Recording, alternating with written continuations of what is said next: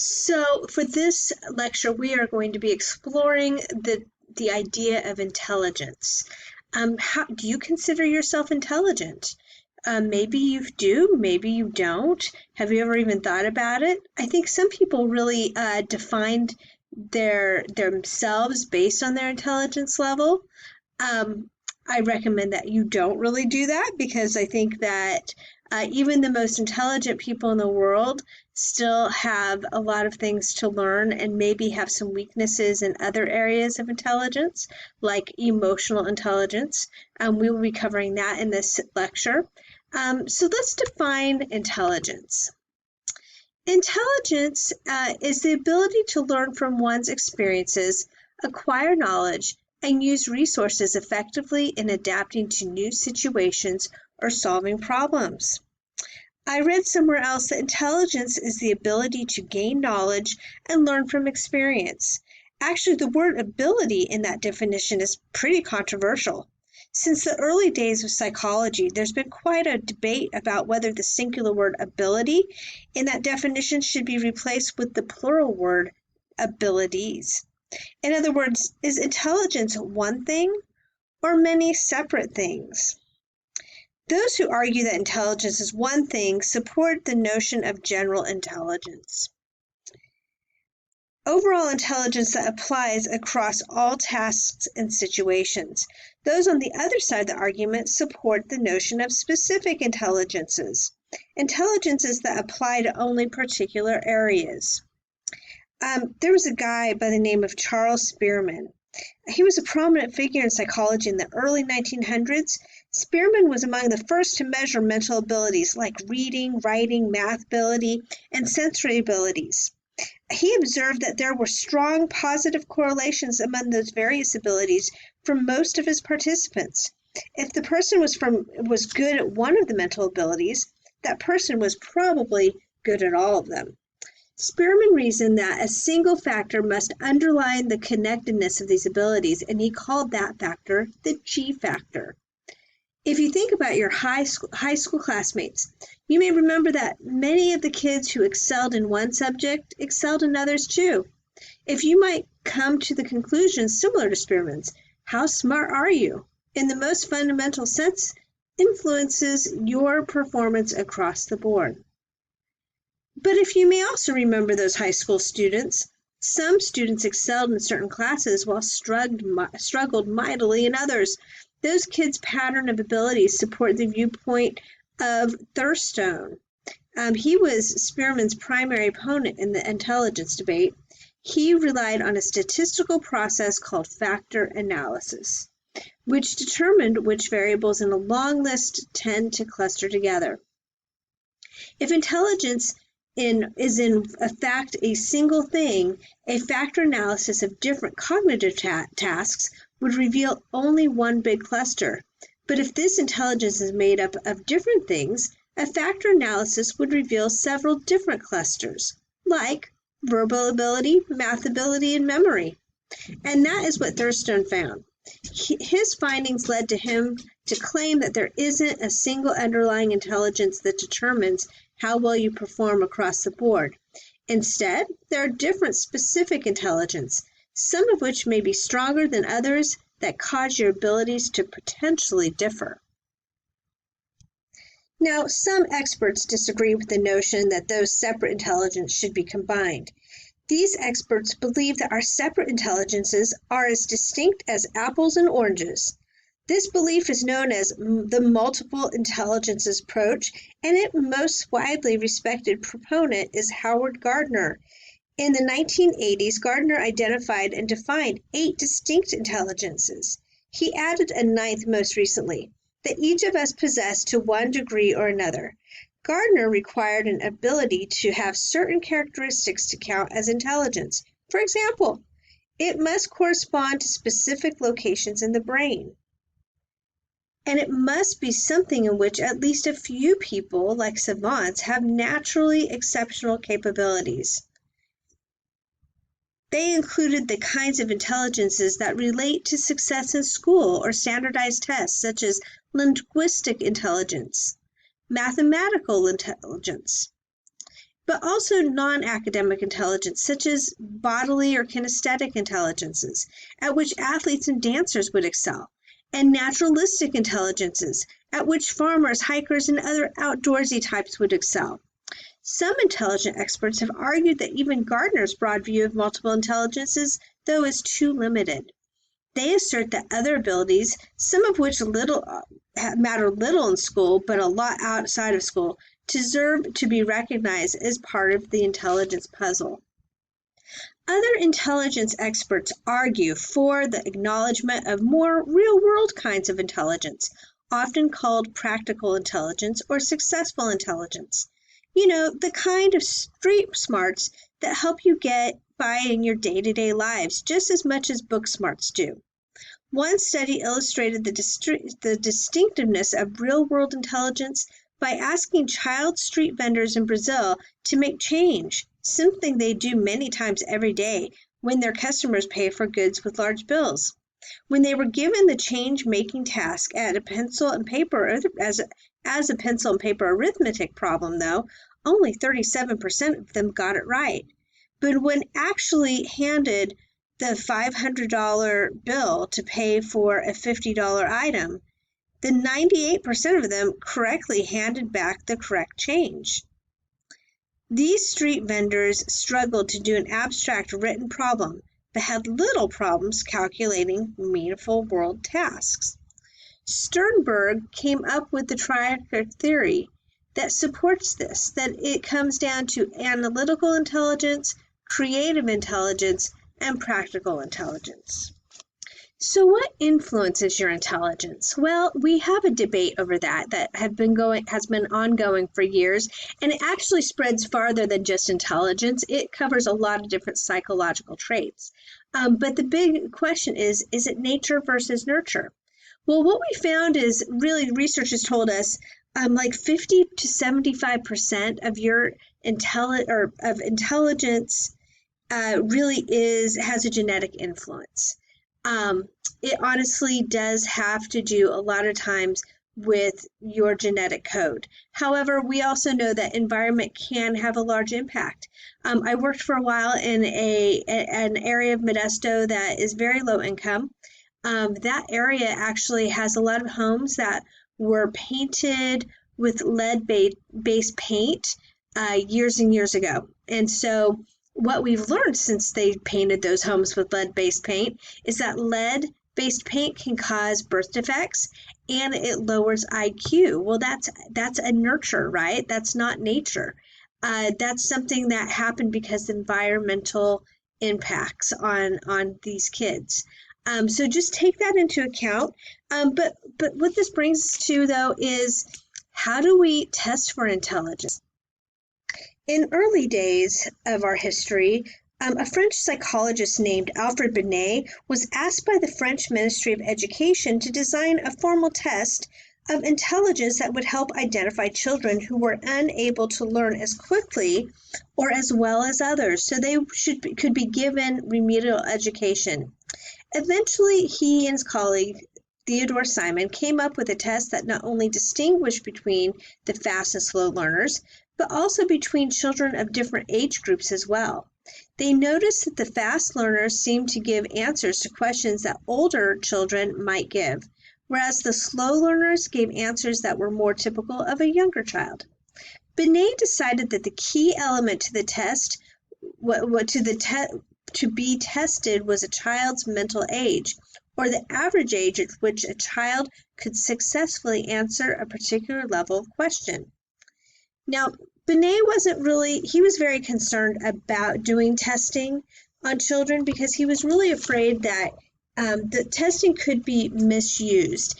And eventually it actually was by the Germans in Nazi Germany, but also by even our government here in the United States. We have misused our IQ testing all the way through the early 1970s. If a person in a mental institution tested with a low IQ, they could be mandated to be sterilized. And so this is part of our history that we're not very proud of, but it is definitely something that happened, especially here in the state of California. Well, a guy from Stanford by the name of Terman combined two ideas and came up with a formula to divide that mental age by chronological age and then multiply by 100 to find your IQ. They used group comparison to develop what they called age group norms, and originally developed for use with children, but it's also used in adults. This is one of the most widely spread, used, and highly respected intelligent tests. It is something that it's now in its 5th edition, and again, it is very widely used. The next one is the Wechsler test. It is among the specific intelligence tests that psychologists use. It's widely used in a highly respected set of intelligence tests originally developed by David Wechsler. When he created his first IQ test in the early 1900s, it was designed, though, for adults only. The Wechsler intelligence tests each include about a dozen subtests, many of which are shared by all three tests: the Adult Intelligence Scale, the Wechsler Intelligence Scale for Children, and the Wechsler Preschool and Primary Scale of Intelligence. These subtests are grouped into 4 or 5 categories. In the adult version of the test, these categories are verbal comprehension, perceptual reasoning, working memory, and processing speed. For each of these 4 groups of subtests, the clients received an index score, which is on the same scale as like an IQ score. These 4 index scores are then combined to determine the overall IQ score. So a big question to ask is, are IQ testing, is it good or is it bad? Really, remember, we look for 2 things when we're looking at research: reliability and validity. Reliability. Will the test produce the same scores again and again each time it's given to the same people?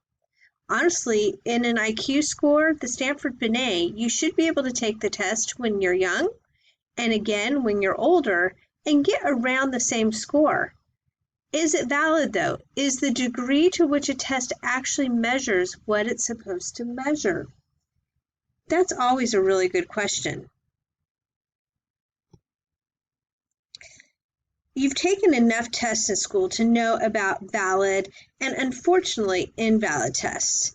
It's the difference between the math test covered exactly the material we were told it would cover, and the math test didn't even have problems like the ones we were told to study. The last thing, and it's not written on your notes, is considering test bias. In addition to having high levels of reliability and validity, the best intelligence tests have low levels of test bias, the tendency of a test to produce scores in a consistently inaccurate way for members of a particular group. Unfortunately, the history of intelligence testing has featured controversies about test bias. In particular, critics of intelligence tests have accused the test makers of including items that give certain groups an advantage, typically middle to upper class white people, which also describe most of the test makers historically, while giving other groups a disadvantage, typically ethnic and racial minorities and poorer people. This type of bias happens when intelligence tests tap into aspects of life that some groups have more access to and familiarity with than others. For example, imagine that a 17-year-old boy is asked to define kale as a vocabulary question on an IQ test. If that boy is from upper middle class family, he's more likely to have eaten or at least heard of kale than if he's from a family that struggles to make ends meet. Imagine that later the same boy faces this question: what are some advantages and disadvantages to taking a gap year? Again, if the boy is from an upper middle class family, he has a decent chance of knowing that gap year refers to a year between high school and college, when young people often seek, additional experience in education. But if this family is from a lower socioeconomic status, a gap year or any other term related to college is less likely to be familiar with him. Let's talk about standardization of tests. It is giving the test to a large group of people that represent the kind of people for whom the test is designed. You've taken probably a variety of standardized tests over your student career, whether it's STAR testing, SAT testing, or ACT testing. These are all considered standardized tests. We also in testing have what we call norms. This is the score from the standardization group. The normal curve represents the percentage of scores falling within that section of each standard deviation from the mean. In IQ testing, the mean is 100 with a standard deviation of 15. So I've given you this graph of really IQ scores and what's the mean and the standard deviation. Now, some of you may have seen a bell curve already in math. Some of you haven't gotten there, and that's fine. But this is basically what's called a standard bell curve, okay? What it means is that when you see the curve go up, in fact, we've talked a lot in the last year about flattening the curve, right? Because that is what they're wanting to do with coronavirus, is to be able to bring this number down, okay? But in IQ testing, it means something completely different. So in IQ testing, the majority or the average number of people score 100, okay? Now, what is considered normal is between 85 and 115. So when it says there's a standard deviation of 15, that means that below 100 and above 100 is all considered normal within 15-point range. So that 85 to 115 is considered normal. 68% of the population are in that normal range. So what happens though if I score a 116? Does that mean that I'm a genius? No, it doesn't. It means that you're slightly above the normal curve, but really, we're going to get to genius in just a minute. We're also going to get to what we call developmentally delayed, which is somebody that is down below, really below 70 and above 130. These are below 70 is considered developmentally delayed. Above 130, you're starting to talk a little bit more of the genius level. But this is basically the best way to describe what is normal IQ and what is not. Let's talk about, we've already talked a little bit about this, about IQ tests and cultural bias, so we're going to skip this slide. Let's talk though now about intellectual disabilities. So an IQ must fall below 70%. If the person's adaptive behavior must be severely below a level appropriate for that person's age. So here are just, and you don't have to write this down, you don't have to know this, but just to kind of give you an idea, it's not just all grouped into one thing that says they're developmentally delayed. The individual can have several different classifications. They could be mild, moderate, severe, or profound. A mild would be right here. The IQ range is between 55 and 70. This individual, if they scored in that area, can usually reach about a 6th grade skill level and learn to live independently and be self-supporting. Now, will they be a CEO of a company? Most likely not. But they can hold a job. They can hold, a basic skilled job. A moderate level of developmentally delayed would be 40 to 55 IQ range. This individual could reach about a 2nd grade skill level and can work and live in a sheltered environment with supervision. Maybe you're asking, well, what's a sheltered environment? Well, think about, okay, 2nd grade, you're like a 7-year-old. Would we let a 7-year-old stay at home by themselves overnight? Would we let them really be in charge of meals and cooking and all of that? Probably not very much, but maybe with supervision. And so that's where an adult that has this IQ, they can live in a home that has supervision, somebody who is watching over them. Severely developmentally delayed, our IQ ranges between 25 to 40. They can learn to talk and perform basic self-care, but they do need constant supervision. If you've lived in our area for very long, sometimes you will see groups of developmentally delayed adults walking around with a supervisor. They a lot of times frequent like Walmart and McDonald's and the bowling alley. They're probably between moderate and severe range. A profoundly developmentally delayed individual would score below 25, and they would be very limited in their ability to learn. Quite possibly have not speak at all, but if they could speak, they would have very poor language skills and very limited self-care.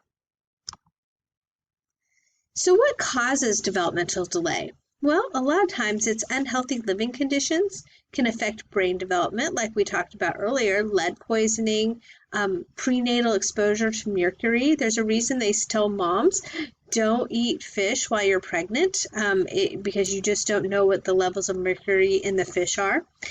Biological causes, again, Down syndrome, fetal alcohol syndrome, and Fragile X syndrome. Accidents can happen. There are, children are born maybe with a fairly healthy IQ, but then something happens, and whether it's, in a car accident or falling on their head or something like that and causing their IQ to go down. Also, lack of oxygen at birth. I knew a family who, unfortunately, when the child was born, he was born with the cord wrapped around his neck. And this is the horror part of that story. His doctor was drunk and so did not get the cord unwrapped around his neck before brain damage had occurred. So he was developmentally delayed until he actually also had seizure activity. So a seizure finally killed him when he was a teenager. But again, that lack of oxygen can definitely be an issue. So let's move on to giftedness. Giftedness is where the IQ must fall above 140 to 145. This would be a person considered a genius. In the German study, though, those who had IQs measuring 130 to 200 were more likely to have an above average height, weight, and physical attractiveness. This really put an end to an idea that geniuses were weak and socially awkward. They are more resistant to mental health issues.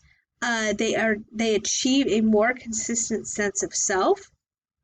But there's also a guy by the name of Freeman who said there's more to life than being intelligent, like liking one's work, having a sense of purpose in life, a high energy level, and persistence were also very important success or factors of success. Okay, so here's the deal.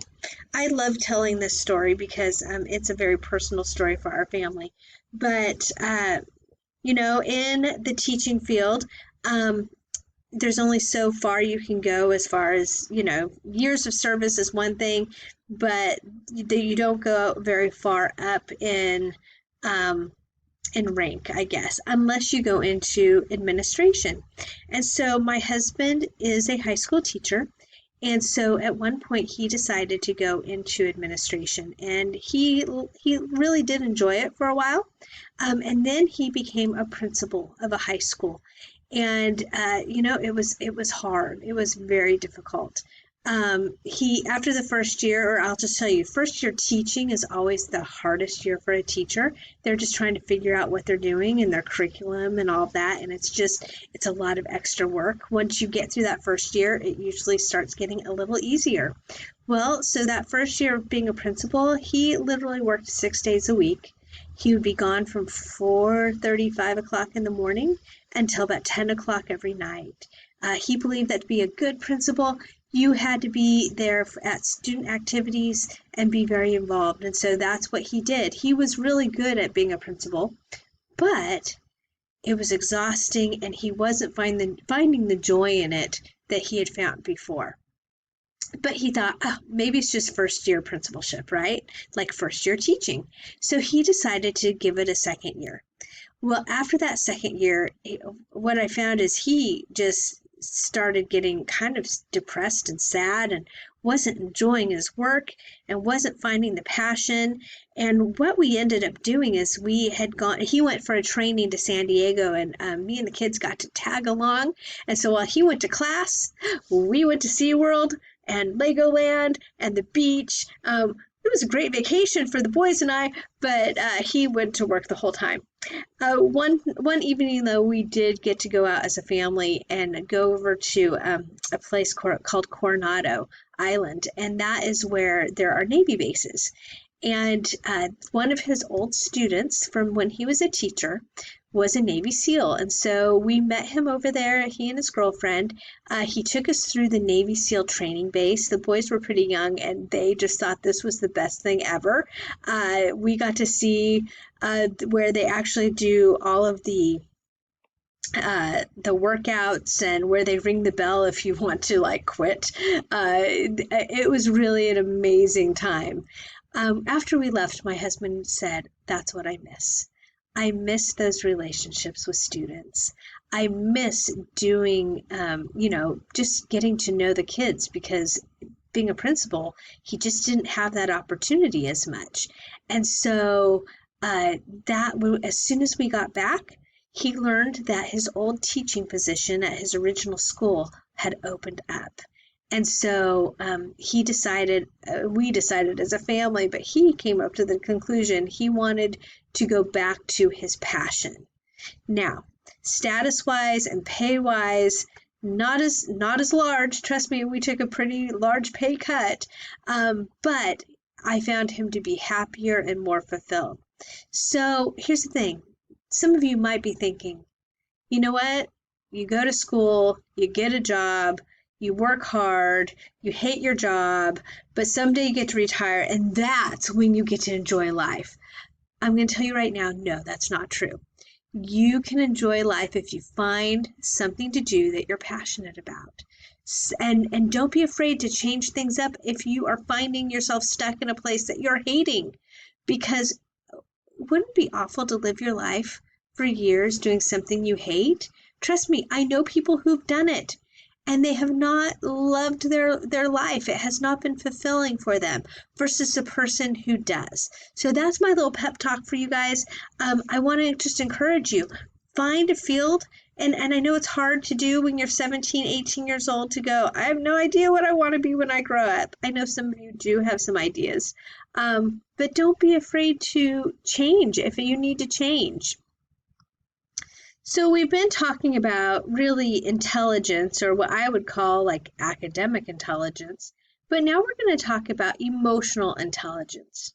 Emotional intelligence, or what's also known as EQ, is the ability to identify, use, understand, and manage emotions in positive ways to relieve stress, communicate effectively, empathize with others, overcome challenges, and diffuse conflict. Wow, that sounds like a lot, doesn't it? Sounds like a lot of pressure and a lot of work. But let me tell you, we're going to break it down, really. There are 4 attributes of EQ. And here's the cool thing. You cannot change your IQ unless you, like I said, unless you have a brain injury or something, you can lower it. But you can't raise your IQ. You can, though, work on raising your EQ. So if you feel like, oh, I don't have any of these things, guess what? You can work on getting them. So emotional intelligence consists of 4 attributes. The first is self-awareness, which is really recognizing your own emotions and how they affect your thoughts and behavior, knowing your strengths, knowing your weaknesses, and having self-confidence. I will tell you, I don't think that I call it feeling speak. I don't think it's something that comes natural to us. It's something we have to learn to do. But if you can learn to do it, it will help you in relationship. It will help you in your jobs. It will help you just in life. Self-management is the next attribute. You're able to control impulsive feelings and behaviors. If you have anger management issues, let me tell you, it can be really difficult when you go to work, because there will be somebody who you don't like, or somebody who just drives you nuts. Can you imagine somebody who's in charge of a large company throwing temper tantrums, having anger outbursts, throwing things, yelling and screaming at people? They wouldn't seem like a very good boss, would they? They wouldn't want somebody I would want to work for. I will tell you, people with high EQs usually do better in leadership positions. They usually are bosses or supervisors. They usually are just more successful in the business world. Okay, let's go to the next attributes: social awareness and relationship management. Social awareness: can you understand the emotions, needs, and concerns of other people? Do you pick up on emotional cues? Do you feel comfortably socially? And recognize the power dynamics in a group or organization. Again, this is something I think that can be difficult, but really the only way to make this better or to get better at this is to be around people, to have experiences with others. Relationship management: you know how to develop and maintain good relationships. You know how to communicate clearly. Of course, that is a skill that we all can always improve upon. And we inspire and influence others. We work well in a team, and we learn how to manage conflict. So you don't have to write this down, but the key EQ skills: ability to quickly reduce stress in the moment in a variety of settings. It's the ability to recognize your emotions and keep them from overwhelming you. I know that can be really tough sometimes. It's the ability to connect emotionally with others by using nonverbal communication. The ability to use humor and play to stay connected in challenging situations. I know when I'm in a situation where I'm stressed, it's really helpful if somebody can break the tension by using some humor. Or the ability to resolve conflicts positively and with confidence.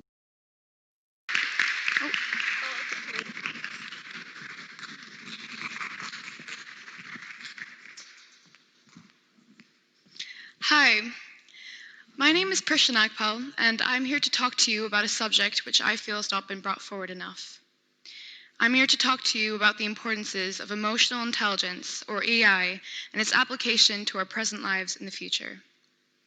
Now, you might have heard of intelligence quotient, or IQ, which is a figure representing the level of an individual's intellectual intelligence. But emotional quotient, or EQ, is a person's ability to identify, understand, and evaluate their emotions as well as the emotions of another person. Emotional intelligence can be broken down into 4 components, which fall under 2 primary competencies, according to Dr. Travis Bradbury, as he wrote in an article about emotional intelligence by Forbes magazine.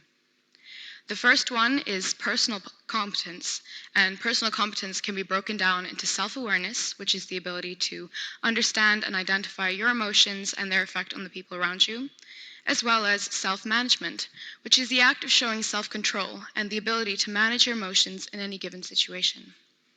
The second competency is social competence, and social competence can be broken down into social awareness, the ability to understand the emotions of others. This includes the ability to effortlessly read body language and facial expressions and assess any situation. The second component is relationship management, which is the use of your awareness of emotions to better manage interactions and handle various situations accordingly. The reason I'm bringing this topic forward is because I feel that emotional intelligence is something that people of all ages should work to improve for an overall better performance in all kinds of environments, but also because I feel that it should be fostered at a younger age so that we can become better leaders of the future. You might be still wondering, why is this so important? If you have intellectual intelligence, you're better off, right? I'm here to tell you that this is not entirely true. A higher IQ means a high level of cognitive ability and a definite guarantee of academic achievement. It therefore plays a major role in success. But success is not completely dependent on a higher IQ level. First, let us define what is success. On its own, it's a sense of accomplishment and achievement, whether it's on a smaller scale or a large scale. But a successful career is built by a hard worker, a person who communicates well, a person who constantly challenges themselves and is always willing to learn. This person is a leader. Now, of course, the definition of a successful career is personal and depends on the person. But my point is that emotional intelligence has an effect on the critical skills that we use every day. For example, decision-making, communication, organization, empathy, assertiveness, and much more. In fact, many businesses nowadays are hiring emotionally intelligent people as they work better and more efficiently. Daniel Goleman, psychologist and best-selling author, concluded in his research that the most effective leaders have a higher level of emotional intelligence. From this, we can therefore conclude that a person with a higher intellectual intelligence won't necessarily succeed unless they have at least a moderate level of emotional intelligence. So by fostering this concept at a younger age, children boost their productivity, leadership skills, and are also able to better manage stronger emotions, and as a result, reduce feelings of anxiety, depression, and anger. There are several schools who already support emotional intelligence and foster the concept using the ruler approach developed at Yale Center for Emotional Intelligence. This approach integrates social and emotional learning and is designed specifically for students ranging from kindergarten to 8th grade. RULER stands for the 5 skills of emotional intelligence. R for recognizing, U for understanding, L for labeling, E for expressing, and lastly, R for regulating. Implementing the RULER program begins with coaching the staff and professionals at the school first through videos, workshops, interactive trainings, or through guides. The parents then get involved with the training so that they can then bring the same concepts into their homes and make it a part of the student culture rather than just a foreign concept being taught at school. Research on the RULER program has resulted to have a positive impact on various areas of the students' learning, including academic performance, leadership skills, relationships and interactions, as well as the overall learning environment. With all that said, how do you become an emotionally intelligent person? It is not something that can be learned overnight, but rather a skill that one acquires over time. To become an emotionally intelligent person, and therefore a better leader, one must learn to read between the lines, to notice a person's facial expressions, to look at their body language, their posture, and any and all nonverbal emotional indicators in their speech and everyday actions. It requires you to step out of your comfort zone, to take initiatives, show empathy and social skills, and continue to keep a positive mind. A big part of becoming an emotionally intelligent person is learning to handle your emotions, particularly the stronger ones, such as anger or jealousy, which are emotions I'm sure we've all felt at one point or the other. It is important to be able to separate feelings from facts, learning to accept the situation for what it is, rather than unnecessarily inflicting negative emotion upon yourself and the others around you. One of the key points Arun Gandhi mentioned in his book, The Gift of Anger, was a lesson among many others from his grandfather, Mohandas Gandhi, which was that if our mind isn't under our control, we get angry and snap and say or do something we later regret. He said, there are probably dozens of times a day when we feel that surge of anger or frustration and have to decide how to respond. Now, this book focused on channeling our emotions and using them for the greater good. Similarly, these same practices can be used for simply recognizing the existing emotions and how they can sometimes get the best of us. This all applies to each one of you.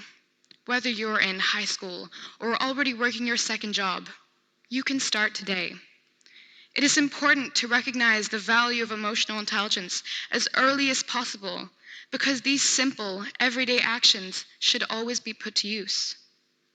So, moving forward, spread this on.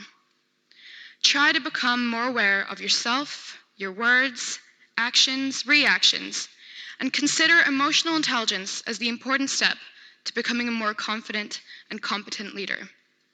Thank you.